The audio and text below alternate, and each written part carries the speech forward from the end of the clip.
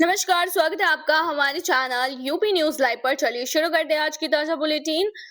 लेकिन सबसे पहले बताते हैं उन लोगों के नाम जिन्होंने कमेंट कर बताया कि आखिरकार वो हमारे वीडियो को कहाँ से देख रहे हैं। तो महेंद्र सिंह है, ग्राम कपासी है उनका, अयोध्या उत्तर प्रदेश से। राकेश दुबे हैं, बेलापुर से।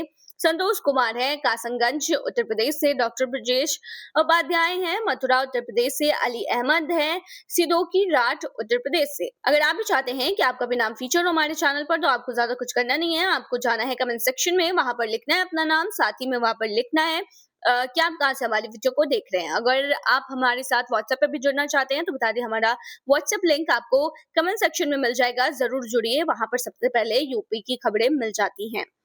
चलिए फिलहाल बताते हैं आज की हाइलाइट्स, फिर खबरों को विस्तार से बताएंगे। तो चलिए शुरू करते हैं। बेटा मजदूरी कर चुका रहा कर्ज, पिता 7वीं बार शादी की तैयारी में। होगी जमीन की रजिस्ट्री, योगी कैबिनेट ने 30 प्रस्तावों को दी है मंजूरी। देश के कई हिस्सों में एलपीजी की कमी पर सपा की पहली प्रतिक्रिया। अखिलेश के सांसद बोले 3 लोगों की कमेटी। योगी सरकार का बड़ा फैसला, यूनिवर्सिटी से जुड़ेंगे यूपी के मदरसे, कराएंगे कामिल और फाजिल की परीक्षाएं, छात्रों को मिलेंगे नौकरी के अवसर। लखनऊ में अभिमुक्तेश्वरानंद के कार्यक्रम को मिले इजाजत, पर माननी होगी 26 शर्तें। चलिए अब खबरों को विस्तार से बताते हैं। बेटा मजदूरी कर चुका रहा कर्ज, पिता 7वीं बार शादी करने को तैयार। आजमगढ़ के अहरौला थाने में एक हैरान करने वाला मामला सामने आया है, जहां पर एक 55 वर्षीय शख्स अपनी 7वीं शादी की तैयारी कर रहा है, जिसका विरोध करते हुए उनके नाबालिग बेटे ने पुलिस से मदद मांगी है। बेटे का आरोप है कि पिता जमीन बेचकर बार बार शादियां रचाते हैं। होगी जमीन की रजिस्ट्री, योगी कैबिनेट ने 30 प्रस्तावों को दी है मंजूरी। मुख्यमंत्री योगी आदित्यनाथ की अध्यक्षता में मंगलवार को लोक भवन में आयोजित कैबिनेट बैठक में प्रदेश के विकास और सुशासन से जुड़े 30 प्रस्तावों पर गुहार लगा दी है। सरकार ने जमीनों की रजिस्ट्री में होने वाले फर्जीवाड़े को रोकने के लिए कदम उठाए हैं। वहीं ग्रामीण परिवहन और सरकारी कर्मचारियों की आचरण नियमावली में भी बड़े बदलाव किए गए हैं। कैबिनेट मंत्री सुरेश खन्ना, रविंद्र जायसवाल, दयाशंकर सिंह ने अलग अलग विभागों के प्रस्तावों को मिली मंजूरी के बारे में बताया। देश के कई हिस्सों में एलपीजी की कमी पर सपा की पहली प्रतिक्रिया। अखिलेश के सांसद बोले 3 लोगों की कमेटी। समाजवादी पार्टी ने देश के कई हिस्सों में एलपीजी की कमी को लेकर सरकार को घेरा है। उत्तर प्रदेश स्थित अयोध्या से सपा सांसद ने अवधेश प्रसाद ने दावा किया है कि यह बढ़ता जाएगा। सांसद ने कहा है कि सरकार का 3 सदस्यों का पैनल जो सप्लाई के मामलों की जांच करता है, वो इसे रोक नहीं पाएगा। यह दिन ब दिन बढ़ता जाएगा और एलपीजी सिलेंडर की कमी से हमारी इकोनॉमी पर असर पड़ेगा। महंगाई बहुत बढ़ जाएगी और सरकार बेबस हो जाएगी, वे कुछ नहीं कर पाएंगे। योगी सरकार का बड़ा फैसला, यूनिवर्सिटी से जुड़ेंगे यूपी के मदरसे, कराएंगे कामिल और फाजिल की परीक्षाएं, छात्रों को मिलेगी नौकरी के अवसर। उत्तर प्रदेश सरकार मदरसा शिक्षा व्यवस्था को मुख्य धारा से जोड़ने और उनकी क्वालिटी में सुधार करने के लिए महत्वपूर्ण कदम उठाने जा रही है। जल्द ही राज्य के मदरसे राज्य विश्वविद्यालयों से संबद्ध किए जाएंगे, जिससे मदरसा शिक्षा परिषद की कामिल यानी कि ग्रेजुएशन लेवल और फाजिल यानी कि स्नातकोत्तर स्तर की परीक्षाएं जो हैं वो संबंधित विश्वविद्यालयों द्वारा संचालित की जाएंगी। कहा जा रहा है कि शिक्षा राज्य विश्वविद्यालयों से संबद्ध किए जाएंगे, जिससे मदरसा शिक्षा परिषद की कामिल यानी कि ग्रेजुएशन लेवल और फाजिल यानी कि स्नातकोत्तर स्तर की परीक्षाएं जो हैं वो संबंधित विश्वविद्यालयों द्वारा संचालित की जाएंगी। कहा जा रहा है कि इससे छात्रों को नौकरी के अवसर ज्यादा मिलेंगे। आंधी तूफान में भर पाएगा उड़ान, सीएम योगी के लिए इटली से आया है हाईटेक विमान, फर्राटे से कहीं भी पहुंचेंगे। यूपी सरकार के विमान बेड़े में अब इटली का एक हाईटेक हेलीकॉप्टर भी शामिल हो गया है। खराब मौसम हो या फिर भारी कोहरा, यह हेलीकॉप्टर किसी भी स्थिति में मंजिल तक पहुंचा देता है। इसके साथ ही हेलीकॉप्टर डबल इंजन से लैस है, जिसके कारण इसमें क्रैश सेफ्टी सिस्टम एक्टिवेट हो जाता है। लखनऊ में अभिमुक्तेश्वरानंद के कार्यक्रम को मिले इजाजत, पर माननी होगी ये 26 शर्तें। लखनऊ प्रशासन ने स्वामी अभिमुक्तेश्वरानंद के गौ प्रतिष्ठार्थ धर्म युद्ध कार्यक्रम को हरी झंडी दे दी है। हालांकि इसमें 26 कड़ी शर्तों के साथ इसमें जोड़ दिया गया है, जिससे भड़काऊ भाषण, जुलूस और लाउड स्पीकर के इस्तेमाल को सख्त नियम तय किए गए हैं इसके ऊपर, और जो भी शर्तें हैं वो उन्हें माननी पड़ेगी, नहीं तो जो भी चीजें जिस चीज के लिए उन्हें अलाउ किया गया है वो रद्द हो जाएगा। पंचायत चुनाव से जुड़ी अटकलों के बीच यूपी के सभी 59,163 गांवों के लिए योगी सरकार का बड़ा ऐलान, अब मिलेगा फायदा। उत्तर प्रदेश में पंचायत चुनाव के इस वर्ष होने या नहीं होने की जो अटकलें हैं, उनके बीच योगी आदित्यनाथ सरकार ने अहम ऐलान किया है। राज्य सरकार ने 10 मार्च को राजधानी लखनऊ से आहूत कैबिनेट की बैठक में 59,163 गांव के लिए अहम ऐलान किया। परिवहन विभाग से संबंधित प्रस्ताव पारित करते हुए कैबिनेट ने सभी गांवों में उत्तर प्रदेश परिवहन निगम की बस सेवा पहुंचाने का निर्णय लिया है।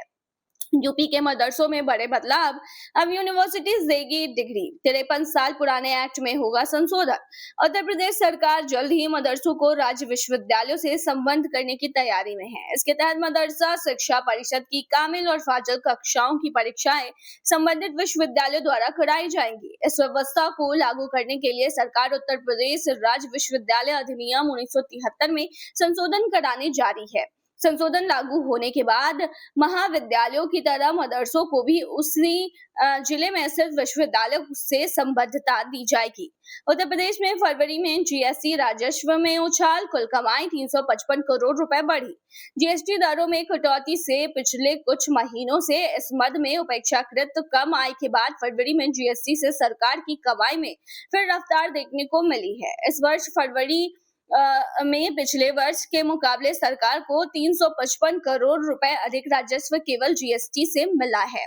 स्टॉक शेयर मार्केट में निवेश करने वाले कर्मचारियों की बढ़ेगी मुश्किल, योगी सरकार ने लिया ये फैसला। उत्तर प्रदेश सरकार ने सरकारी कर्मचारियों की आचरण नियमावली 1956 के नियम 21 और नियम 24 में संशोधन करने का निर्णय लिया है। प्रस्तावित संशोधन के तहत नियम 21 में प्रावधान किया जा रहा है कि यदि कोई सरकारी कर्मचारी एक कैलेंडर वर्ष में अपने 6 माह के मूल वेतन से अधिक की धनराशि स्टॉक, शेयर या फिर अन्य निवेश में लगता है तो इसकी सूचना उसे समुचित प्राधिकारी को देनी होगी। यूपी में ओला उबर के लिए नए कानून, अब करना होगा ये काम, नहीं तो होगी मुश्किल। कैबिनेट में प्रस्ताव पास।